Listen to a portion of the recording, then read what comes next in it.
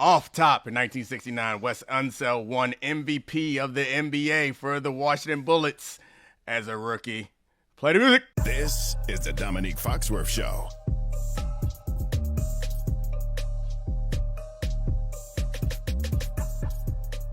Welcome to the Domonique Foxworth Show. I see the look on Bill Barnwell's face. He's pretty upset or confused or something by my off top. I always expect them to be nasty. So when it's not a nasty one, I'm always pleasantly surprised. It is nasty if you really think about it. He just knows that I've been a nasty girl all weekend, and you're setting me up for that. Yeah, I mean, this. So obviously, we're going to start with the Ravens and Bills game. But I will have you know, the rest of this show.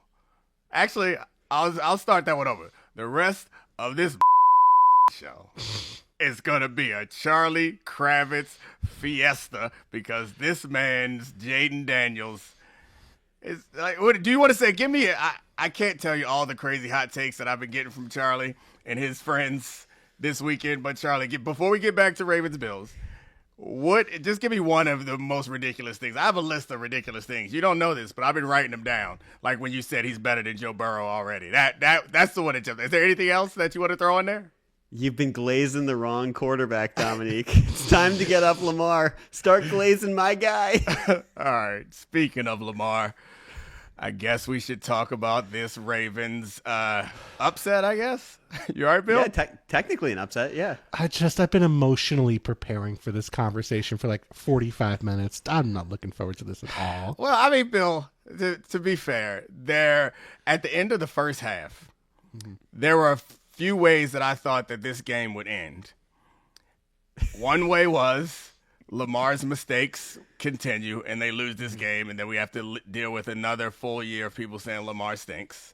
The other one is Lamar leads some miraculous comeback and we're like, oh my gosh, this guy is special.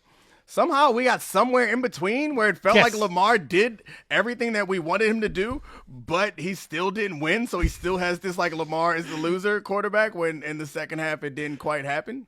Dude, you don't need to cope with this. We should explain exactly what happened. 27-25, Bills over Ravens. Lamar sold the first half. He had two really bad turnovers after having only 4 interceptions the entire season. One was a ridiculous overthrow. Then he fumbled. And then it all seemed like that. The Bills were up 11 at halftime. Lamar was lights out in the second half.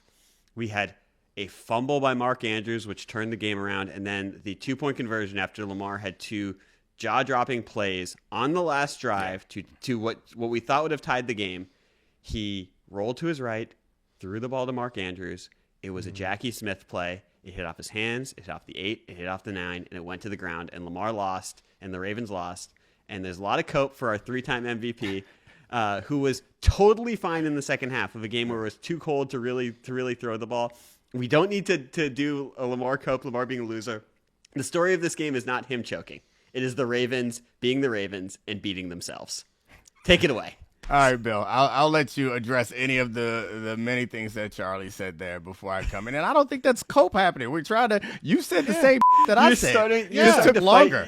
You're starting to fight ghosts being like, the narrative is going to be the Lamar's a loser. No, that's it's not what I said. It's fine. That's not what I said. All right, Bill, go ahead. Charlie, I'll have you know this, Bill. One thing about Charlie's Jaden Daniels stuff is we're not even going to get to the Jaden Daniels stuff yet, but we're dealing with a new Charlie. He's a different person. The Ravens with Jaden Daniels, they get to 30 in that game. I guarantee you that. All right, Bill. Sorry. Go ahead. Today, this is the Charlie Kravitz Show, occasionally featuring Domonique Foxworth and even less occasionally featuring Bill Barnwell. We can be smart on this show. We don't have to be stupid. We don't have to be simplistic. This is not to be a binary thing. This was like a C+, B- game from Lamar, combining what we saw in the first half, what we saw in the second half, not blaming him for some of the mistakes by Mark Andrews, by other people in this game. The one thing that you did not mention, that nobody's mentioned, that stands out to me, and seems really interesting from the Ravens' perspective. Do you know how many design runs Lamar Jackson had in this game? 0? He had 0 design runs in this game. In on a weekend where Jaden Daniels was the guy who took over when the Commanders needed him, when Josh Allen was the guy getting the football when the Bills needed him. not having a single designed run for Lamar Jackson in this game shocked me. That really seemed at odds with me. And I think it's okay when you're moving the ball and you're playing well, but this was a game where early on Derrick Henry was struggling before the offense got going. A game where the Bills were getting pressure on Lamar Jackson. And I felt like that's like a lever I was expecting the Ravens to pull all game, and then they never pulled it. Yeah. He was nervous. I mean, I guess that's surprising, but I don't even think that matters that much. Like, I get what you're saying, that it's unusual. They were still fine on offense. Right, yeah, because I mean, maybe you could argue that he wouldn't have thrown that interception, or there was but they didn't have any problem moving the ball. Whatever game plan they had worked. The interception was outrageous because obviously I'm not Todd Monken, but I watched that play a couple of times, and it seemed like he threw it to, like, there was a basic kind of levels concept, and he threw it to the clear out guy. So it didn't make any sense. Like, that guy's normally a decoy. So him throwing that ball is inexplicable, and doing his own read to Lamar is not going to change that. And then he had the fumble, which was doing too much in the cold. And the rest of the drives were like other situations where they stopped themselves, or there was the end of the quarter. So, like, it is unusual, but it doesn't really, I don't think it impacts the game, because whatever game plan they had seemed to work. I was more surprised by the fact that the Bills ran the ball pretty well against this Ravens run defense. Do you guys know how many times the Ravens punted tonight? 0, right? 0. Yeah. Do you know how many yards per carry they averaged on the ground running the ball? 6. 5.9. Very good. Okay. Right. Very good. You Price is right at that one. And nailed it. I kind of am with Bill here. You know, maybe they could have had even more success if they had just remembered what they did last week and run the ball 13 consecutive times down their throat when they were completely unstoppable. Maybe Derrick Henry should have played the last 3.5 minutes. I just wonder if that gets Lamar in the game a little bit early on when they were struggling in the first half. Yeah. Maybe that's the thing. Again, I don't think that's like not why they lost the game. I'm just trying to sit here and think, okay, what seems weird about this performance to me that made it different than other Ravens performances we saw earlier this season? Because the whole year in big games, there's always been Lamar's going to put the team on his back. Lamar's going to run too often, if anything. And then to have that totally not be part of the game plan today was surprising. I mean, I think, like I mentioned, what jumped out to me was they were able to run the ball against this Ravens run defense, which, not that the Bills were some offensive juggernaut, but it seemed that shortens the game, and it puts the Ravens in a tougher situation, and getting out to that early lead. Those early turnovers, like we all talked about it in coming into this game, was understanding that they needed a very different recipe, and the Bills, while they are capable of coming back, I think it's much harder against the Ravens when they can decide one or the other. Like, we're going to lean in on the pass. So those early mistakes for Lamar were something that this team could never overcome. And then it's hard to avoid talking about the Andrews stuff, because I hate to, like, put it all on one player, and I don't think we will. As you mentioned, Bill, we're a smart show. We don't have to. But I'm not that smart. The two drives at the end, man, like, they're moving the ball and Andrews fumbles, and then the 2-point conversion is an Andrews drop. Like, that's – Charlie makes fun of me for feeling sorry for people, but that has to – like, that flight home, it doesn't matter how good Andrews was. Like, that sucks, and that's not something that goes away easily, if ever. I have another fact about this game. Uh-oh. Two teams played in it, and I know you have to process all your emotions, Domonique, but we should also talk about the Bills aspect of it. Yeah. I did. I mean, I said they ran the ball. Okay. Any other thoughts on how the Bills play? Because this has been a really high-powered offense this season and did not look that way today against a really good Ravens defense.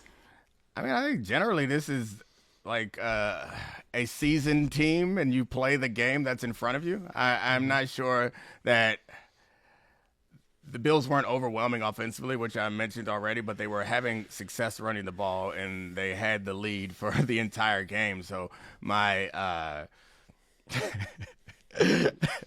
I just remembered that Josh Allen wanted to pitch the ball when he was trying to score. It was like, as I'm talking about a seasoned team that knows how to make good decisions, is not going to take any unnecessary risk in these major games unless they have to. I remembered that Josh Allen almost pitched the ball when I guess he was running, trying to get across the goal line. But he chose not to because of that seasoning. You know what it's like? It's like when my dog found like a piece of chicken in the woods one time. And so whenever I walk my dog past that spot, she looks over like, maybe the chicken's going to do it this time. I feel like she has this memory of years ago where she's like, this wild thing happened and I should do it again. Kind of feels like that's what's happening with Josh Allen in those moments. But he didn't. The Bills ended up kicking a field goal in that spot, which I don't think was controversial. But what does seem controversial that we have not talked about, the Ravens going for two two-pointers in this game, and both of them were pass plays. Especially on that drive, that first one where they had run all the way down the field with Derrick Henry and Justice Hill and then threw the ball. Any concerns there? Bill, don't you think they had guys wide open on both of them? One was a tip ball by Milano, and the other one literally hit off every part of Mark Andrews without being a catch. I understand the second one was a Plinko play, but I have seen that conversation out there, so I agree with that. But I want to see if Domonique, the expert here, feels otherwise. I mean, I don't know about that, but I don't have a problem. When you have Lamar Jackson, like, it's calling a pass play doesn't bother me, because if they happen to cover the pass play, it then immediately turns into a running play. Like getting those 2 yards, as everybody knows, at the end or deep in the red zone is really hard yards to get. Like, I get you, Derrick Henry could score that, but I think you also recognize that in your assumption in the defense that you're going to see. And if you have designed plays that work and they happen to be batted down or dropped, like, it's hard for me to be critical of those decisions. And honestly, like, I think I'd be more likely to be critical if they handed the ball to Derrick Henry. As absurd as that is, it's like, come on. Lamar's the MVP. Let Lamar make the decision. Let Lamar make the play. Speaking of that, I mean, I love all the cope. But speaking of that, I kind of think this might... Is this gaslighting? Is this what gaslighting is? I would please define the cope. It's all excuses for why all of this is okay. And I have some cope for you here. It's not excuses for why this is okay. All right. I don't want to bog the show down. Go ahead. Do you want some cope? I don't want any cope. I don't need to cope. The way this played out, with Lamar being heroic in the second half and shaking off the narrative of Lamar as a playoff choker in the first half, but them losing to the Bills where he gets to be knocked out, get his MVP in a couple weeks. Everyone's like, oh, he overcame some playoff demons and played well in the second half of this game. This might have been the best outcome for Lamar Jackson in his narrative. No. So he doesn't have to go to Arrowhead next week and lose a game 20-13 to Patrick Mahomes, where it's like the same story over and again. This season he ended with Lamar being heroic and getting let down by his teammates. There's some cope if you need some cope on it. I don't need any cope, and that's not cope. Like, maybe I'm wrong, but I don't think that's how it works. It's not the 13-second drive early in Josh Allen's career. Like, it's very different. Lamar's at a point where he's going to get his third MVP, that no one is going to provide some protection about the mistakes that were made and how heroic he was. Like, the fact of the matter is, once you get to this point, nobody gets to 3 MVPs. Well, I guess I'm already counting MVP before he has it. Very few people get 2 MVPs. You get 2 MVPs, we're not making excuses for your playoff shortcomings. Like, you're really. When you get to 2 MVPs, you aren't making excuses for Lamar Jackson's playoff shortcomings. Mr. Small Sample Size himself.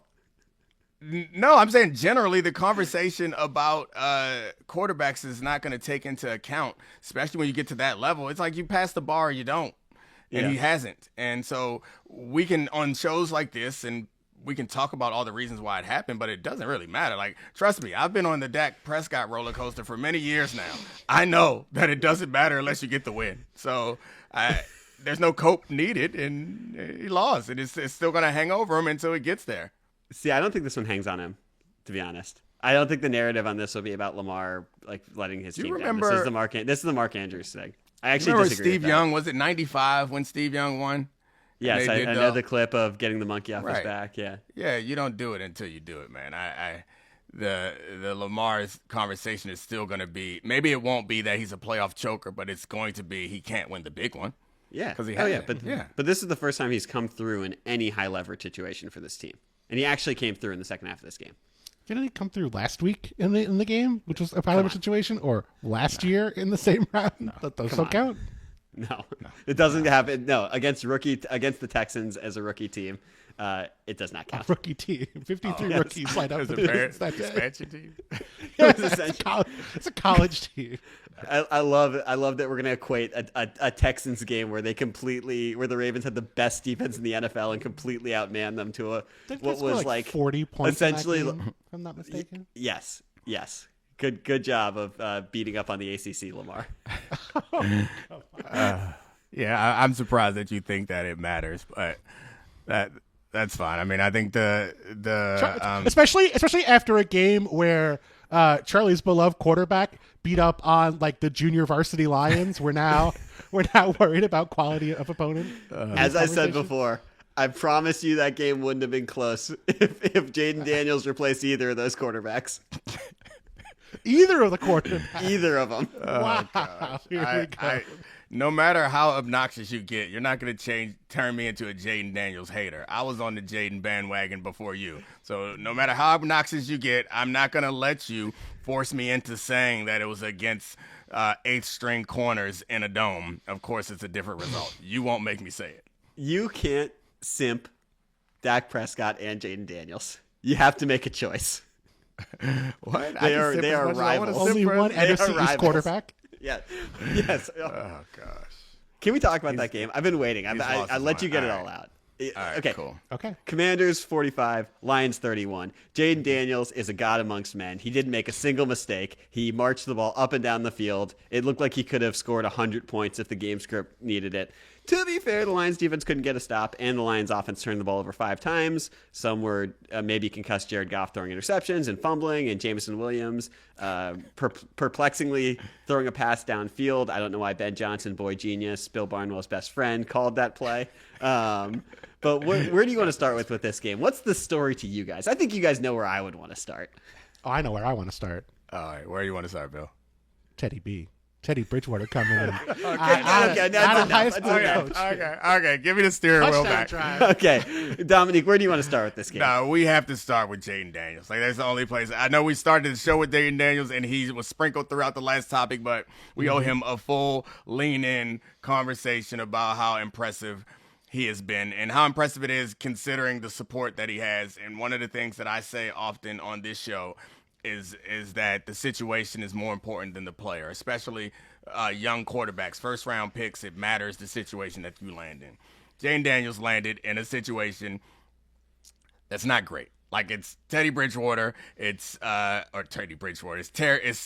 Terry McLaurin. Yep. Yeah, it's Terry McLaurin. It's a not great offensive line. It's a non-existent running game. It's a pretty porous defense. It's an offensive coordinator that none of us thought was any good that just got back from, where was he? He was in Phuket? Thailand, yeah. Yeah, who just got back from Phuket. Like, it wasn't a situation. And despite the fact that he was going up against this Lions team, that defense was depleted, like, to get this deep in the playoffs and the way that he's doing it, I think is also really impressive. It's not gadgets. It's not trickeration. It's not on the back of like a dominant defense or a dominant running attack. It's him running also, but standing in the pocket and just picking defenses apart. So like this has been an incredible run. Even if it ends here, it's been an awesome rookie season. I think that's where we start. You're already disappointing, Charlie. Setting the expectations lower. Why are you writing them off? I'm not writing them off. Anyone can lose. I'm saying even if it ends here, this was an awesome run. Wow. That's exactly what you want to hear. You've won a couple big games in your life, Domonique. Coach comes on the field, says, listen, Domonique, even if this ends here, great performance today. That's not what you do. Well, glad I'm not the coach. You know who's the coach? It's backwards cap Dan Quinn. Mr. Fourth Down stole the mantle from Dan Campbell in this game with his fourth down conversions. You're right about Jaden Daniels. You're right about the offense not being a gimmick, but I think there are things in this offense that people write off as gimmicky, right? Like, zone read stuff gets written off as gimmicky. RPOs get written off as gimmicky. Some of the screen stuff they do is gimmicky, but it's not. Because it's consistent, because it consistently works. Because they have players who, even though they're not great on paper, are good at the individual roles they have. Olamide Zaccheaus is not a great wide receiver, but he's a good blocking wide receiver. Giambi Brown's a good blocking wide receiver. And that came up on that screen to Terry McLaurin before he touched that. What's up, Dominique? Oh, no, I'm sorry. I didn't mean to stop you. I was just like, it felt like you were disagreeing with me, but then you started touting the blocking ability of Jaden Daniels receiver. So obviously you're just doubling down on what I was saying. I got confused for a second. It sounded like you were saying that he had a lot more support because a guy named Zach can block. He's not Zach Pascal. Come on. He's all me. Oh my God. But what I'm saying is why we underestimated them. Why I feel like heading into the year, nobody saw this coming is because they have players who do have individual roles that work. And all of that works because Jaden Daniels is so special, because he is such a decisive passer, because he's so accurate, because he's so calm and collected against the blitz. And I think the most telling thing about this game was Aaron Glenn all year. What's his thing been? Man coverage, ton of blitzes. Jaden Daniels, what does he do? Beats man coverage, beat blitzes. You saw first quarter of this game, Aaron Glenn, the only other guy who made Aaron Glenn do this was Josh Allen all year. Aaron Glenn, heavy zone coverage, didn't blitz very much. And got beat by that, had to go back to man coverage, and then Jaden Daniels picked that apart as well. So to me, I think that speaks to what respect Aaron Glenn had for Jaden Daniels, how concerned he was about Jaden Daniels picking apart his team with big plays against man coverage, and then that ended up being exactly what happened once Jaden Daniels proved I can beat the zone coverage as well. Bill, I can tell you why people underestimated this team. Oh, boy. It's because this has literally never happened before. It's why this team has been continually underestimated. A rookie quarterback has never played at this level. Jim Brown won the MVP as a rookie. Lawrence Taylor is a dominant rookie. Randy Moss is a dominant rookie. Dan Marino was a second-team All-Pro as a rookie. None of them have played like this deep into the playoffs as a rookie. This is completely unprecedented. And to do it with the lack of talent around him and to elevate people. Like we've talked for years about get so-and-so more talent. Get Josh Allen, Stephon Diggs. Get Lamar Jackson, number one wide receiver. We need to figure out who the X is on the Chiefs. Like get Joe Burrow on offensive line and the defense. He's right there with them as a rookie with a crop of quarterbacks who we all think are going to the Hall of Fame. And he arrived instantly able to do that in the NFL. We can be continually shocked because this is unprecedented. It's why it's impossible to write this team off, is because we are still discovering the ceiling. This team, when he was healthy, was, they're averaging like 3.14 points per possession when he's out there without ribs made of jello. Against any team, that is a problem. Like he's going to be walking into the link next weekend, and every single time he's within the white lines, he will be the best player on the field. Period. Even if he was on punt coverage and Saquon was recovering the punt. Did we lose Cooper DeJean? Did he pass away after the game? Cooper doesn't want these problems in the open field. I want to get back. We'll get back to that in a second because it's a fact. I know it's a fact. You're saying how deep he's in the way that he's done it. I guess and knocking off the 1 seed, even though they're depleted by injuries, like other teams couldn't do it. So I don't want to try to diminish this in any way. I am pro Jaden Daniels. You won't get me to push back. I want to get back to something that Bill mentioned though. Bill talked about how Aaron Glenn was doing things that he had really never done all season. And I think that speaks to what happened as we talked a little bit about how the Ravens did some unusual things in the game. Mm-hmm. I was completely surprised by the Lions all game. It felt like they were desperate and they were trying. It felt like they were the underdogs in the amount of trick plays that they ran. Oh, yeah. Ben Johnson's I'm sorry. Go ahead. I forgot. This is the Charlie Kravitz show. I'm just saying, this is the guy who didn't want to work with Jaden Daniels. He didn't want to work with the basketball guys because he was like, I'm going to stay in Detroit with Jared Goff. I don't want to coach Jaden Daniels. And he's out there being like, most important play of my career, let's have Jameson Williams throw it because I'm desperate. Get out of here, Ben Johnson. Wow, bum. Giving him the Alandis Gary analytics voice from a couple of weeks ago. That's exactly right. Okay, carry on. As Charlie Kravitz voices. As I was saying, I was going to get to some of those things, the desperation. And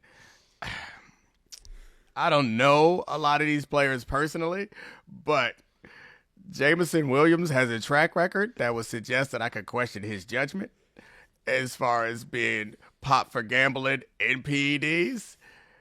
A situation where you are asking Jameson Williams to use his judgment is the most desperate you've ever been. Like, you're like, hey, Jameson, I want you to make a decision right here. We've tried everything we got. Jameson, what do you think we should do? That was when it was fully clear to me that they think that their opponent is better than them, and the only reason why they think their opponent is better than them is because their opponent is Jaden Daniels. And now I'm in complete hyperbole mode with you. I'm sorry, Bill. Bring us back to reality, please. Hold on one second. Do you guys remember that throw when he literally dropped it into a bucket to De'Ami Brown, who was being blinded by a cornerback's arm? That is preposterous. Do we know what the word literally means on the Domonique Foxworth Show or the Charlie Kravitz Show? If there was a bucket, if De'Ami Brown was holding a bucket, like a fishing bucket, the throw would have landed in it. But he wasn't. It was a drop in the bucket. It was a great throw. No one's arguing. Glaze it, Bill. Glaze it like it was Lamar. If that was Lamar who made the throw, your reaction would have been a 10,000 word column.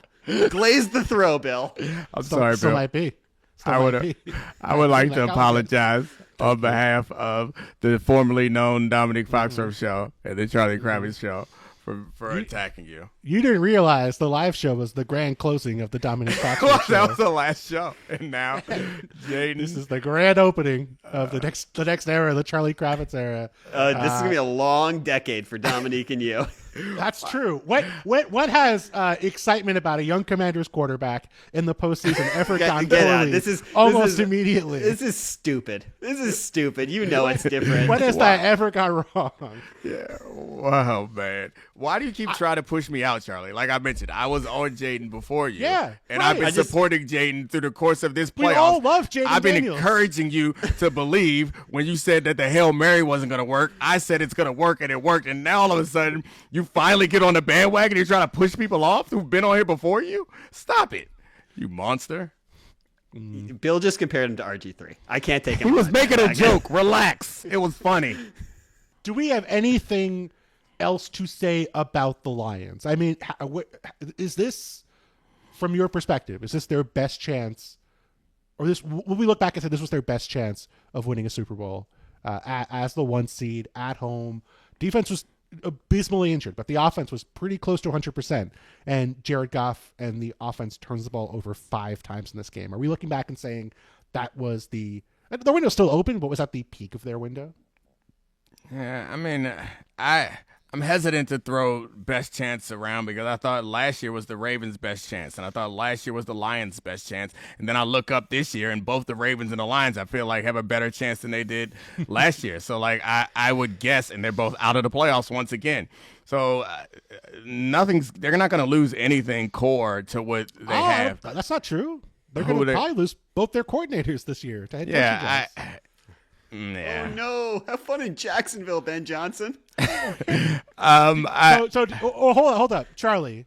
Do you really believe the next person who's the offensive coordinator for the Detroit Lions is going to do a better job than Ben Johnson? I want this on the record. I have to stop the troll on this. I thought the Lions were the best, along with the Ravens, were the best team all year. And I think to Domonique's point, the 15 defensive players on IR, Robertson broke his arm in that game, or it looked like he broke his arm. I didn't follow up on that because I was too busy celebrating my great victory. But no, to Dominique's point, like if the defense is healthier, this team is still loaded. I know the cap really worked in a way for them to be good, and it's sure they might lose the coordinators, but they're going to be in a really good spot roster-wise for the next year or two. So I'm with Domonique. It's hard to write them off as their window being closed, but it is now. It's like this year, next year, maybe the year after, and then it's going to be a retooling.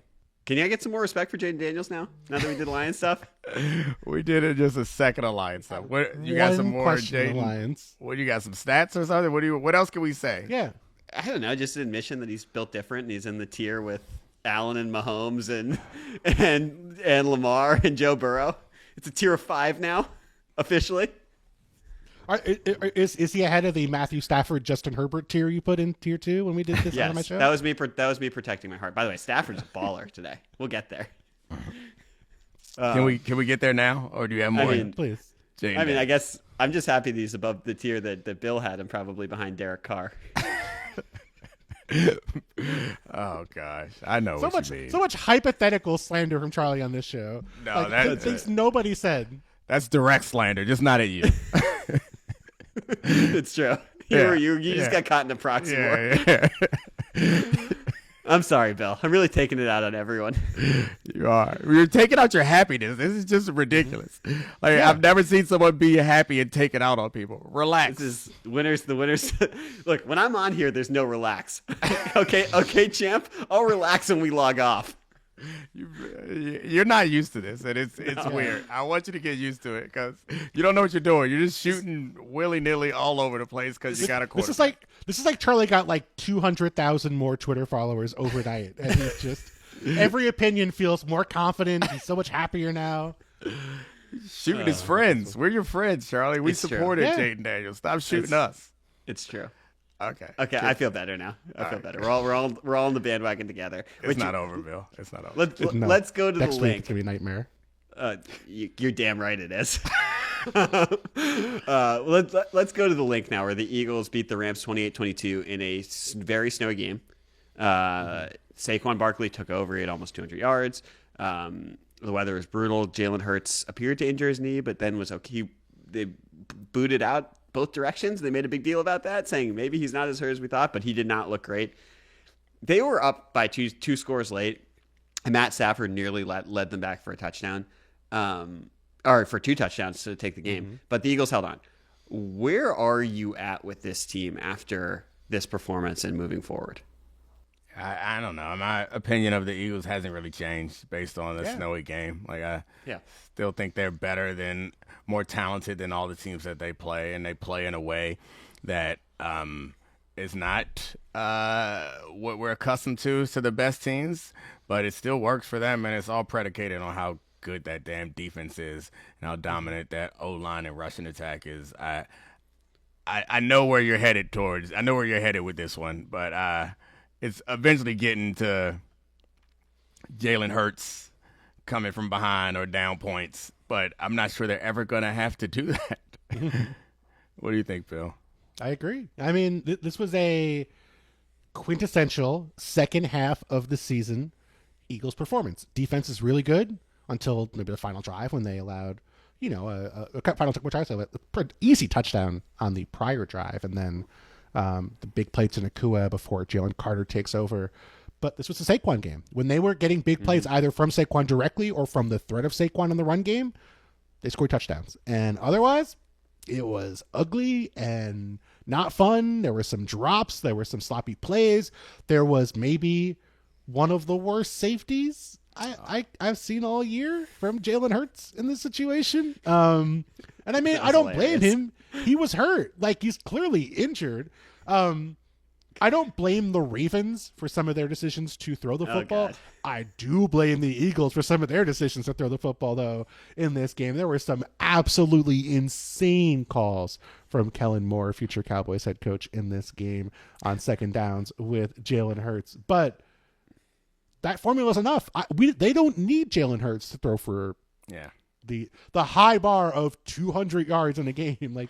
Like yes, it'd be great if he could do that, but they don't really need that given how good they are elsewhere on defense and on the run game. Yeah, if he could do that, then the season, I mean, these games would be a formality if he was. But it does feel like his. You're up. Yeah. The Quinyon Mitchell injury on a non-snowy surface might be something to be concerned about, especially if he's not going to be back. But they just were their normal, like, it feels like if you had like a high school football coach who refuses to modernize his offense but has better players, like that's kind of how they play. Whereas, like, you know what? We run the wing T. Wing T always works. We go run the wing T, and they go undefeated.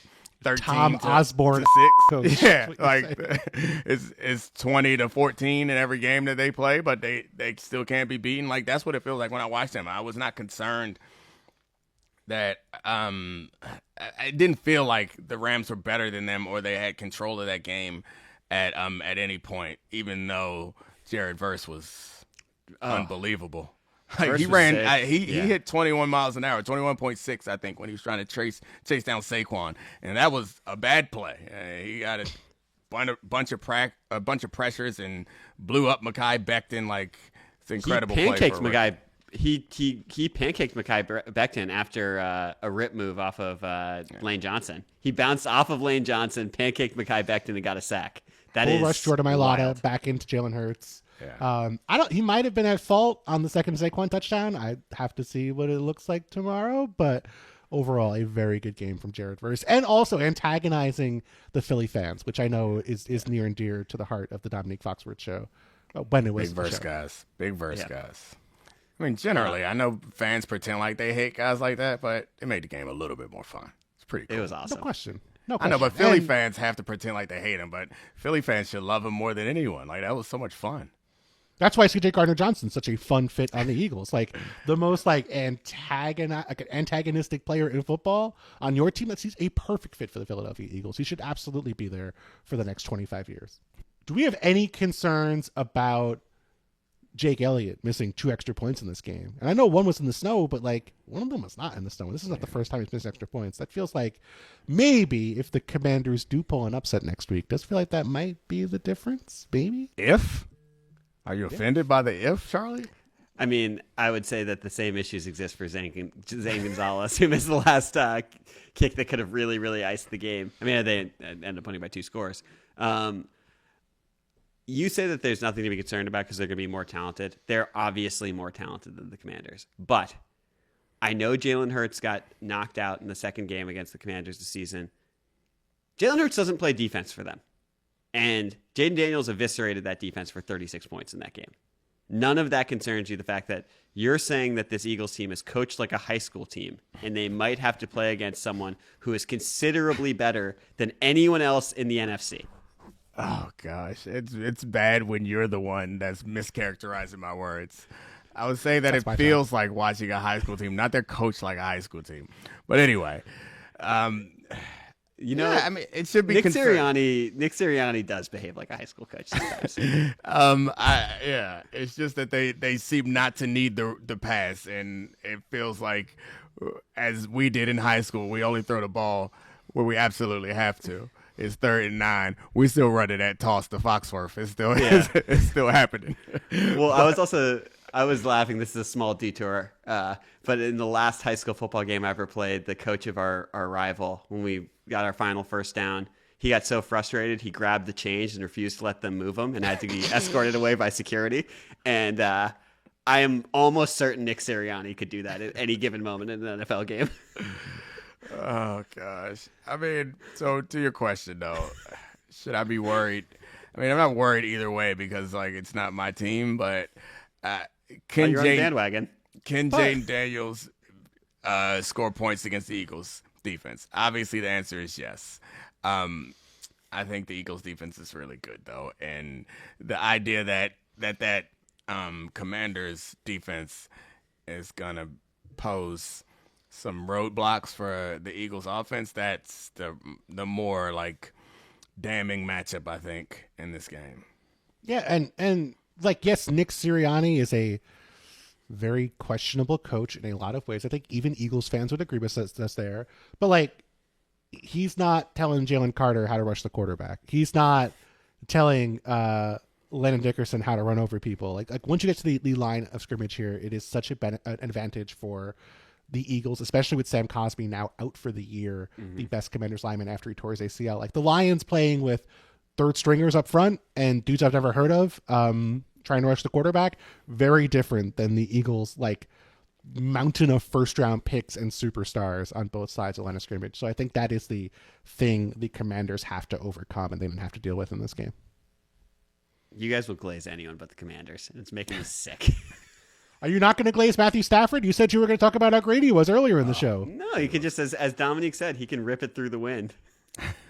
Yeah, it was pretty impressive. I mean, I think we could have walked away from this game defending Jalen Hurts' inability to pass the ball by pointing to the conditions if it wasn't for the fact that Matthew Stafford was on the other side pretty much completing passes, or if it wasn't complete, it was because it was dropped or because they decided not to block Jalen Carter. It felt like Matthew Stafford was, I mean, he demonstrated why people are afraid to play against him, but also why, I mean, he didn't do the Matthew Stafford thing where he turns the ball over a bunch and after he plays good for a few games, but He did drop the ball on a scramble for a short Eagles possession. Kyron Williams fumbled away the ball for another short Eagles possession. And this could have been a 45-point game for the Eagles if they had been a little better on offense, and if they with Jalen Hurts, I think, being able to do the tush push. But they had a third and one. You know who scored 45? They can run. Yes. They did not commit false starts on the 1 yard line. Jaden Daniels did not get hurt halfway through the game the way Jalen Hurts did. That stuff, it matters. It comes into play. Like this was a game where I think it should not have been as close as it was, but the Eagles still managed to pull it out. Is it time to move on, which is absurd that we put the defending champions They're not exciting. for a repeat at the third spot of this show? Is it time to Charlie get there? Kravitz show does not care about Yeah, the Chiefs. I mean, they're just the sideshow to Jaden Daniels. The rundown, Duke basketball, the Chiefs, beat the Texans 23-14. Patrick Mahomes is back in another AFC championship because he always is. Christian Laettnered his way there by tippy-toeing around and drawing penalties and flopping. It was a really weird game where the Texans outgained the Chiefs. And I got to ask you, does it feel like they have mastered the art of winning ugly, or that they have transitioned into an unlikable juggernaut rather than this explosive, fun Chiefs team that we all rooted for years? Well, I mean, the unlikable part about them is that they aren't a juggernaut. I think like that, and combined with the like phantom calls that go in their favor, like those are the things that happen that turn the team into unlikable. And it's not only that; it's like the Patrick Mahomes like flopping. Like that's if they are like the Duke or this unlikable team, it's because of stuff like that. And I think generally, people don't like that. Even Troy Aikman was like annoyed by Patrick Mahomes at points in that game. Yeah, the NFL has come out and said both those roughing the passer / unnecessary roughness calls were correct. You can decide if that's true or not. That is your decision to make as a viewer. But like the Chiefs have been not really aesthetically pleasing for a while now. This isn't like a new thing. They weren't fun to watch last year when they couldn't catch the football. They weren't really that much fun to watch in the postseason last year. They have been fun to watch all year, but like that's not. It would be great if they were aesthetically pleasing and were winning a lot. If they were the 2007 Patriots, that would be wonderful. But they're not that, and I don't think that's wrong necessarily. But I do think, like Domonique said, it's a question of like, does it feel like the inevitability, like it's not only inevitable but also not fun on the way to being inevitable, and that might be where we are with the Chiefs. Yeah. And it's floppy and weird, and then Mahomes still does some really impressive things in the course of the game, and Chris Jones still is amazing, but it does feel a lot like they are. I thought that they found the recipe when Hollywood came back, and we were going to see a better version of this team. And that's kind of disappointing that we aren't seeing a better version of even now. That game felt like it could go either way through the course of much of that game. And then there's the bad calls. It didn't feel like that decided the game to me in the way that, like, I think about the Saints-Rams game where a bad call really does feel like it decides the game. But it definitely felt like it influenced the game. The Chiefs still had to make the plays that they made at the pivotal moments, which they did. Yeah. I think that's the part that feels disappointing, maybe, is that you headed into the postseason after these 3 weeks off, and it was like, okay, Andy Reid's going to have a great game plan. Hollywood Brown's going to be more in the offense. They got their tackle situation figured out. None of that happened. Isaiah Pacheco was not good. Kareem Hunt was the better running back in this game. Hollywood Brown had 0 catches in this game. Joe Thuney had a bad game at left tackle. He got he's playing great players, but that was a weakness for them all game. It felt like the version of the Chiefs we expect to, evolve like a Pokemon in the postseason. It was the same Chiefs from the regular season. They still won, and they were great on defense when they needed to be. George Karlaftis had 3 sacks in the second half of this game, something that hasn't happened since James Harrison did it for the Steelers 12 years ago or 14 years ago. But doesn't feel like they're any different than the team we were simultaneously repulsed and intrigued by during the regular season. Yeah, I think the positive spin on this very negative way we're talking about this team going after their 3rd championship in a row. Three-peat. Never happened in the NFL. Unbelievable feat. The positive spin on it is that it does feel like they have some level of comfort in these situations. And I think the thing that jumped out to me the most in this game was it felt like Spags is the example that he saved these blitzes that it felt clear that he knew would work for a drive and a moment when he needed them. And it kind of feels like that's generally how they play. It's like, all right, we're not going to do anything until we absolutely need it. And it reminds me a lot of the Ravens game last year where it felt like they're like, all right, we're not doing anything until we absolutely need it. And then they hit MVS on a deep ball, which is like, again, it's not fun when you guys just muddling around and then pull something about your ass. And it's like Travis Kelce is like, I'm not going to play all season long. Oh, guess what? I'm going to make the longest play I've ever made in my career right now. It's amazing and annoying at the same time. We ascribe that to them, though. Like, in all ways, it's like, oh, the refs are going to wait until the last possible second to call a penalty that's going to help out the Chiefs, which doesn't make any sense. They call penalties that are bad all the time. Steve Spagnuolo is going to have a crazy blitz dialed up at exactly the right time. Patrick Mahomes is going to have the perfect scramble at exactly the right time. They've earned that. Yeah. Like, the fact that they do it over and over and over again, like, it doesn't seem logical, but it's true. It works. I mean, they had so many big plays in this game. It's going to beat another tight end for another pressure and sack. Like, okay, can we talk about that, actually? D'Amico Ryans, I think, is a really good coach. They need to work on their game management. That fourth down where they lined up with 5 seconds left against Steve Spagnuolo, didn't even get a chance to look at what the look was going to be. They full slid their protection. You get Dalton Schultz against George Karlaftis. That's like handing Steve Spagnuolo your lunch money. At least get beat up. At least earn. Make the bully earn the lunch money. Don't just hand it to him. Don't be like, hey, what's your Venmo? I'm going to just send it straight to you. That they needed to call a timeout there. I got to ask you guys something. Rank the 3 opponents possible for the Chiefs from most likely to least likely, stopping them from having a three-peat. I think Bills, Eagles, Commanders. Bills, Eagles, large chasm where it feels like you're falling for about 10 seconds. Commanders. Pandemic. I'm writing that down. I will. Okay, let's hear your list. I'm going to say the Bills. I have deference for the fact that they have been excellent and played the Chiefs close for a long time. Then it's the Commanders, and then it's the Eagles. There is no chance that the Chiefs somehow won't win by 3 points or 6 points if they play the Eagles in the Super Bowl. You talk about how they will muck up and make an ugly game. It is a guarantee that they will win a game against the Eagles that way.